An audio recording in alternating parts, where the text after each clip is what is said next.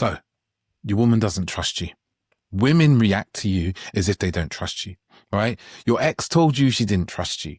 And it doesn't make any sense to you because you don't lie, you don't cheat, you don't do any of the big stuff, right? That causes ruptures in trust that you know about. You're like, I'm not that guy. I'm a decent guy. I'm not hurting anybody, but women don't trust me. Sometimes it's that you overtly feel that they don't trust you. And sometimes they tell you outright, I don't really trust you, right? Or trust isn't really there. We haven't built trust, or there's some level of trust that's not there and you don't really know why. I'm going to tell you in a couple of sentences and then I'm going to break it down for you. I'm going to give you a number of points, right? There's going to be probably 10 or more because I've just, knocked these up, right? Out of the back of a coaching conversation I had with a man around trust, because there's so many ways in which we are unconsciously rupturing trust and we don't realize that that's what's occurring to our partners, to the women they're in relationship with, right? So here's a little sentence, right? Trust is not built through kind of intention, loyalty, or morality, right? We think that if we're good, people will just intrinsically trust us, right? Because trust is something we feel, which means we feel it emotionally and we feel it in our nervous systems as well, right? Which is impacted by our past experience as well. But trust is built through consistent emotional safety, attunement, emotional attunement, and grounded presence, grounded masculine presence, and consistency in action, right? And here's the thing, most men don't lose trust because they cheat or they hit their partners or they do something physical, and are the obvious things that break trust. They lose trust because they become emotionally unreliable, incongruent, they withdraw, and they are avoiding repairing and difficult conversations. That's the kind of thing. It's these little ways in which you avoid what's important in your relationship that means you can't be trusted. She doesn't trust you to show up for the relationship. She doesn't trust you to be the man that you say you're going to be. And this is what damages the relationships. And it's usually unconscious things, and sometimes it's very small things. You might be like, but some of these things are really tiny, David. Like, why do they matter? Because they keep happening. And it's consistently happening. So it leads someone to believe you are not the person you say you are, or you're not the person that you pretend to act to be. And this is really important, right? This is where the misalignment comes. So let's get into some of these points. There's probably about 10 of them or so. And I'm going to go into a little bit of details, right? The most obvious one we do as men, right? Number one, I'm probably not going to number them because there's quite a few, is emotional dismissal. So our partner, emotional dismissal was logic, right? Or problem solving. Our partner goes, hey, standard one, comes home, complains about work. And you're just like, it's not that bad. Don't worry about it. Yeah. Or you just go, oh, you should just tell your boss that you're going to quit if they keep talking to you like that. Instantly, you think you're being useful, right? Unconsciously and under the hood, you know what you're trying to do. You're trying to stop her from talking because you don't want to listen to it, right? It makes you feel uncomfortable. It's annoying or whatever it may be. But what you're doing here is showing that you can't be trusted to be there for her, to support her in her hours of need. And that sounds like I've just blown that to be a really big thing. But if you keep doing this, right, she knows you don't listen to her.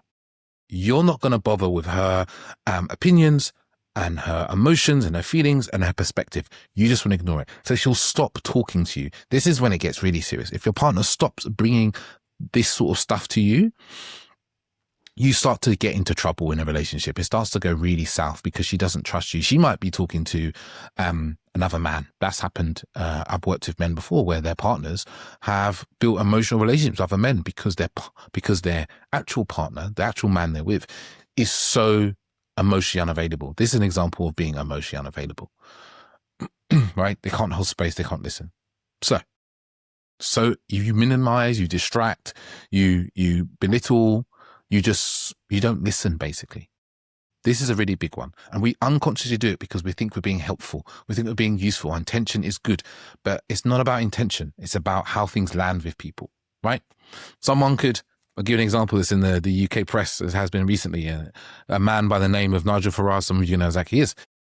He racially abused lots of other pupils when he was at school, but he says he never intended to. So somehow he thinks that's okay. It doesn't matter what you intend. It's about how it lands with people. because that's where it happens. You know, if I slap you in the face and I go, I only intended to stroke you very firmly, but it really hurts you, you're hurt. It's not, you know, I can't go, oh, well, that didn't hurt you because that wasn't my intention. Right? Intention doesn't matter. It's how things impact people, how things land on people that really matters ultimately. Number 2, you turn away from bids of connection. This is important because these bids for connection, this is something that comes out the Gottman's work. They talk about how we bid for connection. So that might be, in the morning, your partner might come towards you to maybe hug you, stand in front of you, give you a kiss, and you look away and you sidestep and then walk past. They did a bid for connection. You didn't even notice it, or you did notice it and you deliberately avoided it, right? It might be your partner sits down close to you on the sofa to, you know, connect physically, and you shuffle up a bit to move away. Another example is your partner starts to ask you about how your day is, and you take out your phone and you go, oh, it's fine, nothing to really talk about. There's a bit of a connection and you ignore it. You're turning away. And this is one of the unconscious ones. We unconsciously move away. We unconsciously refuse these connections. We don't see them, right? So we turn away, not realizing there's a bid for connection. And this is where like emotional attunement is very important, and not self-awareness, spatial awareness, like having awareness, eyes open, seeing, and being like, oh, my partner, emotional attunement is coming towards me. Oh, she has that look on her face of like, she wants to tell me something, or she wants to ask me something. Oh, we haven't spoken much today. She asked me about my day. Oh, she's trying to connect. This is all emotional attunement, right? You're noticing these small little gestures that because you're attuned, you're paying attention to your partner, and you're responding to them. But when we're distracted by phones, other things we're thinking about, or we never really practice being aware and noticing, then we miss these things. And that's a really important thing, because when you're not aware, you miss things. This is why some of the practice I do with men when I'm in one-to-one, and I will be doing inside my program Relate, was actually about noticing environment, like paying exquisite attention to the environment you're in, so you see what's happening around you, particularly the emotional environment. So bid for connections, really important. This is an important one. Number 3 is where there's an incongruence between the words we say and how we show up, like our embodied presence, right? So you might say, you might be saying all the right things. You might be listening, doing all the practice of holding space and listening and reflecting, but it feels like it's just something you do to tick a box, not that you're really there, that you're really empathizing. You're just saying the right word because you've done it so many times, right? You say you're listening, but really you're not really listening. I was going to say, you know, it's like you say you're listening to someone, but you're not really engaging in what they're saying. You're like, oh, I'm listening to you, babe, I'm listening to you. And you're like, in your head, you're eye rolling so hard she can almost hear you, right? There's a difference in between the words and the presence that she's feeling. Yeah. You might be something like, oh yeah, I'm really open to hearing you and what you have to say, but your arms are folded and you're looking down. You know what I mean? There's an incongruency. And that's another really unconscious one, because sometimes we think we're saying the words and maybe our arms are folded for a slightly different reason. We said the words, but our body doesn't, our body's lying. Our body is telling them the truth, and that's what they're responding to, right? Number 4, and this is a big one that we do as men. We don't always do it. Sometimes we do it out of fear and worry and not knowing what to do, which is we emotionally withdraw under pressure. This is a really important one, right? Because this is an aspect of kind of what I would call kind of masculine presence, like masculine capacity, right? For relationship is to be able to, when there is emotional intensity or pressure, you can stay in the pressure without escaping, without overreacting, and stay present and empathetic and compassionate. So this number 4 is where you withdraw, right? Because you're under pressure. And this can be things like you're in a discussion and you escape into your thoughts and worries and projections of the future of what's going wrong. And you then project onto your partner. You assume that she's telling you something that touches your one of your wounds of worthiness, for instance, right? She says you didn't do something right, and you react by like, I never do anything right in your eyes, and you blow up and you walk away. You're not practicing this grounded presence. You're up in your story or your fears and so forth. And this is very reactionary, right? When we do this, right? So it's this aspect of really being grounded and present and being able to notice our feelings and emotions, experiencing in our body, and staying in relation with our partner, right? Or person, or the person we're dating even. How does this come up in dating? I think it's an important one. In dating, right? One of the things that is super attractive in a man is a man who knows how to deal with situations when there's a pressure or stress, right? This is really, really sexy because ultimately in relationship, life is going to be stressful and difficult, right?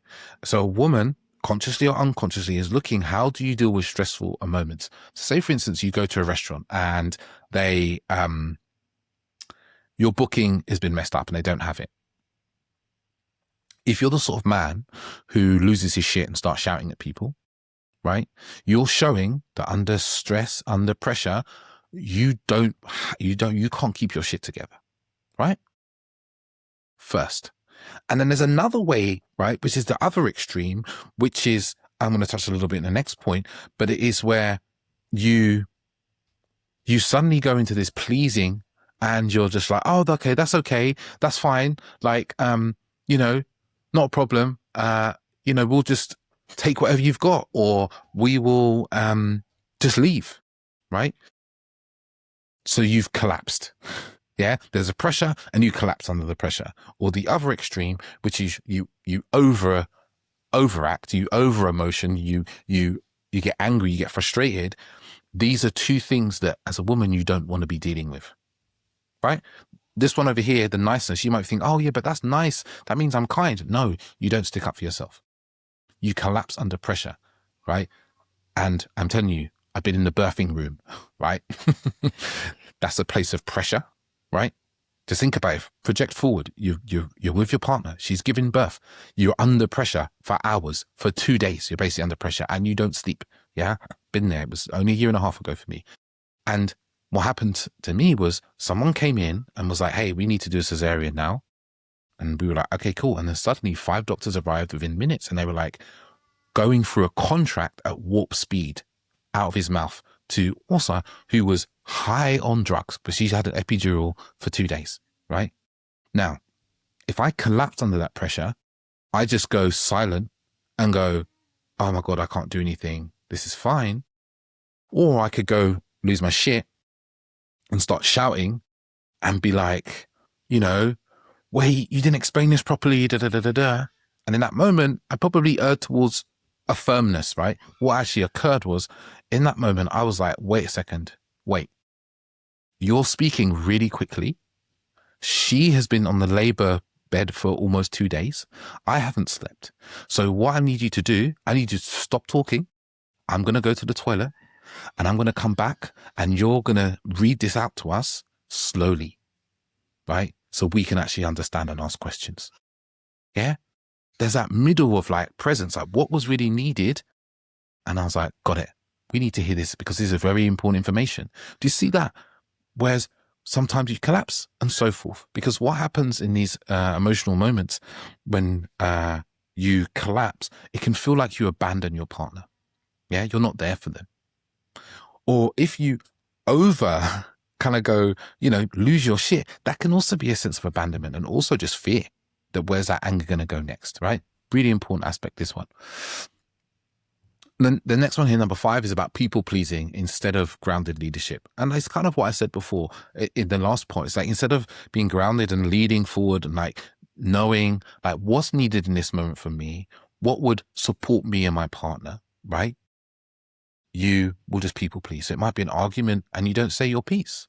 So instead of standing up for yourself and stand up for the relationship, maybe you allow your partner to talk to you like a piece of shit, right? That's an example. Number 6, avoiding small truths to prevent discomfort. This is a really interesting one because I see this a lot with men, where they will avoid details about their lives.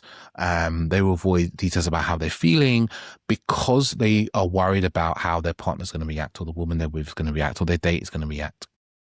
And this is interesting because you think that omitting isn't a problem, but it's like, if you're omitting an irritation, right, or you're avoiding a difficult conversation, or you're pretending things don't matter when they do to you, you can't be trusted to stand by your truth. You can't be trusted to speak what's important to you and your reality, right?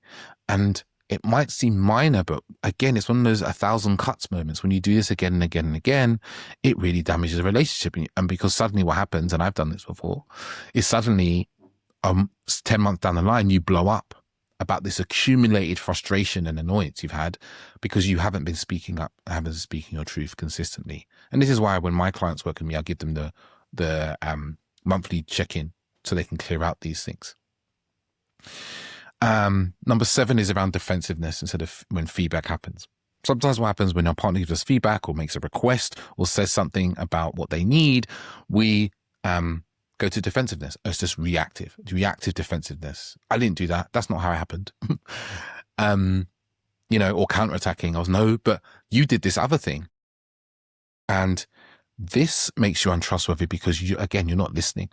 You're not willing to listen to their perspective. You go straight to defending yourself, right? You go straight to counterattacking. You go straight to explaining yourself, right? Instead of, owning what's happened, instead of being curious.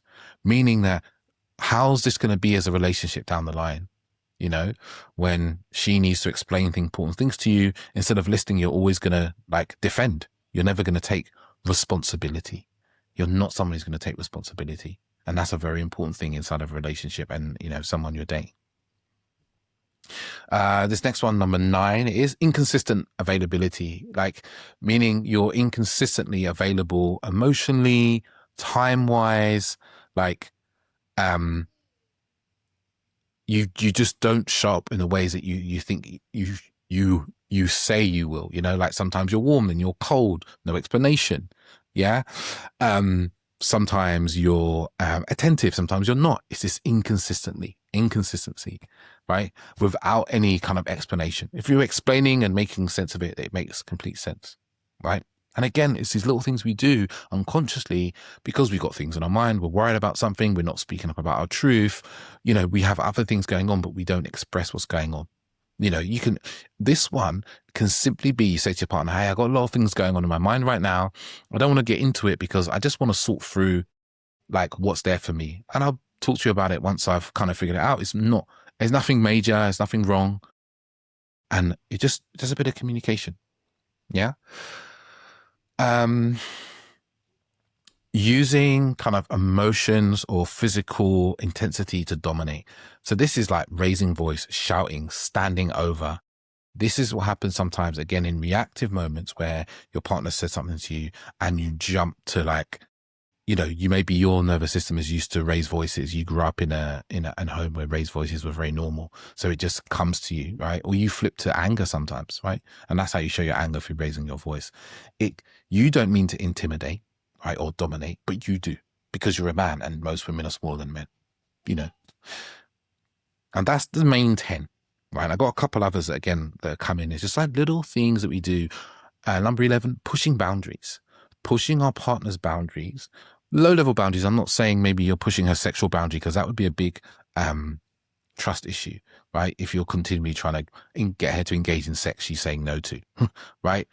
Even if you're doing it playfully, right? There just comes a point where it's a boundary push you're doing and that becomes a problem. But pushing up against boundaries, it could be around timing, it could be around what you do, where you go on, not necessarily go on holiday, but there's normal life stuff like family issues and stuff like that, right? Where you're just ignoring their boundaries and it becomes an issue, right? That can be a real problem. I would say competence and incompetence. Incompetence shows is something that will erode trust. If you constantly and consistently show incompetence in certain areas of life, right?